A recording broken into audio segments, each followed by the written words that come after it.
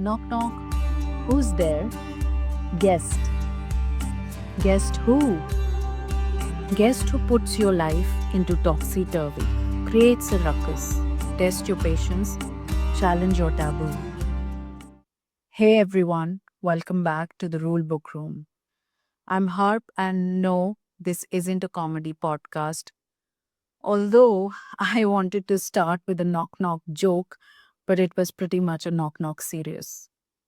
But honestly, aren't we all guests in each other's lives, walking in with our own ideas, expectations, even ideologies? Sometimes we arrive uninvited, sometimes we overstay, and often we end up challenging each other in ways we didn't sign up for. Today, we begin a special three-part series on restitution of conjugal rights, a legal remedy under Section 9 of the Hindu Marriage Act 1955. And our first stop is the case of Kailashwati versus Ajodhya Prakash, decided in 1971, but with facts that date back to early 60s. So why this case? Because it asks a deceptively simple question. Who decides where the matrimonial home should be? And trust me, the answer isn't as straightforward as you think.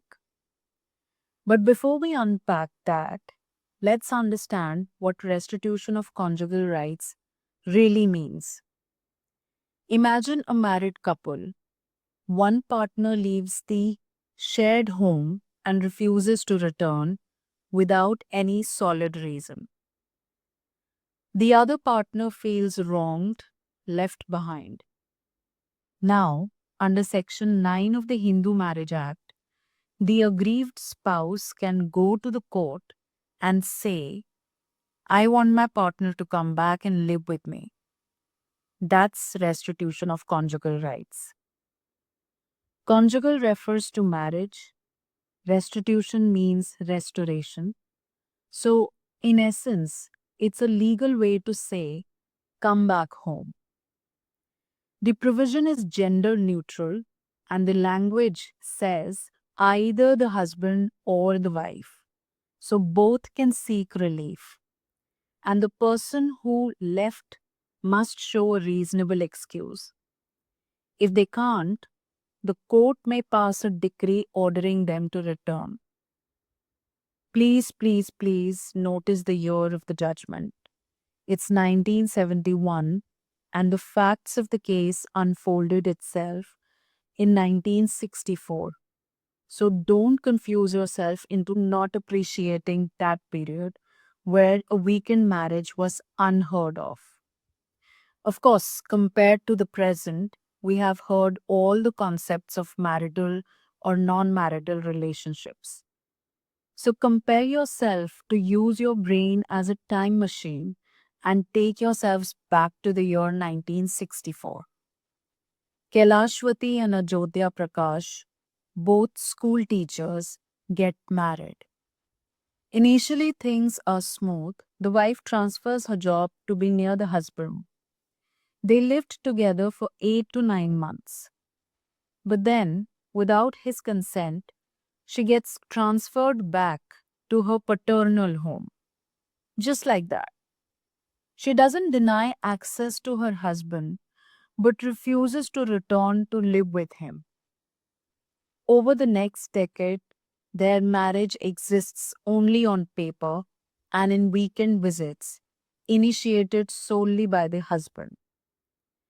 Now imagine a whole decade where a man keeps trying to restore his marriage and the wife simply says, I never said you can't visit, but I won't come live with you either.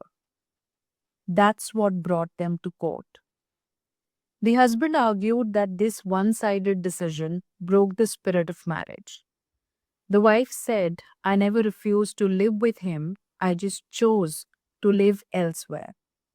The court didn't buy it.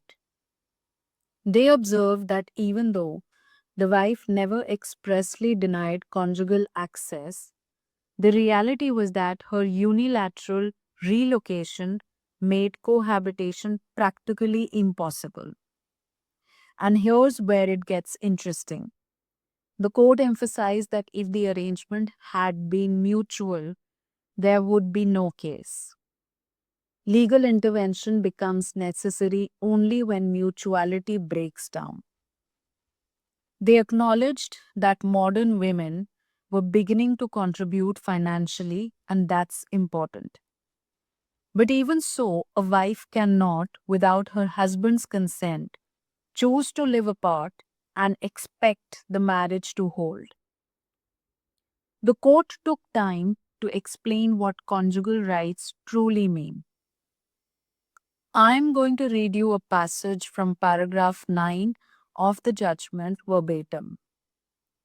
While the meaning of the term conjugal rights is vague and indefinite, it has been defined as matrimonial rights.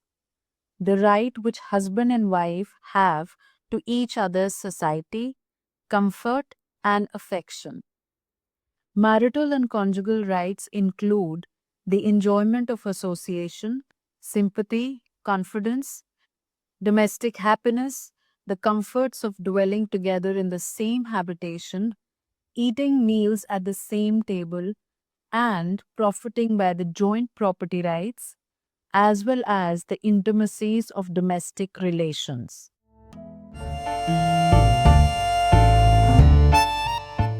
So, conjugal rights aren't just about physical intimacy, they're about companionship, meals shared, emotions navigated together, dwelling in the same home together. Then the court posed three hypothetical situations to clarify when the husband's right to cohabitation can be questioned. First, if the wife was already working at the time of marriage, does the husband silently give up his right to a shared home? Answer: no. Second, if the wife starts working after marriage with his permission, does that mean he's agreed to a long distance marriage? Again, no. Third, if the wife, against his wishes, takes up a job afar and leaves the matrimonial home, does that count as a reasonable withdrawal? This time the court said absolutely not. That's a breach of marital obligation. So, the bigger question is, who gets to decide where the couple lives? The judgment refers to English cases Manzi versus Manzi, Dunn versus Dunn. Traditionally, it's the husband who decides, mainly because he carries the legal duty to maintain the family and often works closer to the home. This isn't a matter of male superiority, it's about practical logic. These English judgments emphasized that the decision about the home should ideally be mutual. But when disagreement arises, then the law must draw a line. Unless the husband is acting in bad faith, the right to choose the home often rests with him. Then the court dug deeper, analyzing various statutes to understand the husband's duties. Let's quickly walk through those. Under Section 125, subsection 1 of the CRPC, a husband is legally bound to maintain his wife. Non-compliance can lead to court orders, warrants, even jail. It's serious. Then, under Hindu Adoption and Maintenance Act 1956, a wife is entitled to maintenance for life. She can live separately and still claim maintenance if the husband deserts or mistreats her. But if she is unchaste or renounces Hinduism, she loses that right. The Act also extends maintenance obligations to widowed daughters in law and other dependents. Under Hindu Minority and Guardianship Act, the father is the legal guardian, even if the children live with the mother. Under the Hindu Marriage Act, we circle back. The wife is generally bound to live with the husband unless she proves valid grounds to separate. Section 9 again gives either party the right to seek restitution, reinforcing the importance of living together. The takeaway: the husband's duty to maintain the family is legally and culturally reinforced, and that duty often goes hand in hand with the practical right to choose where the couple lives.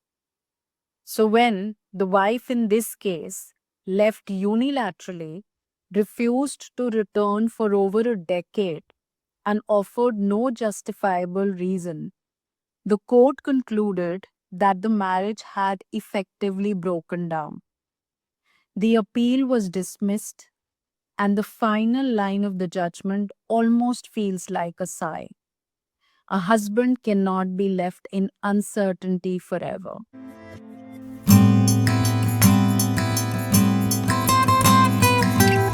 And that wraps up today's episode. See, the law isn't just about provisions and precedents. It's about people, choices, consequences, and the fine thread that hold relationships and rights together. If this episode sparked a thought, a memory, a moment of reflection, that's what the Rulebook Room is all about. Do follow, share, or revisit when the law starts to feel a little too dense. Until next time, stay curious, stay grounded, and always keep questioning the rulebook. Bye.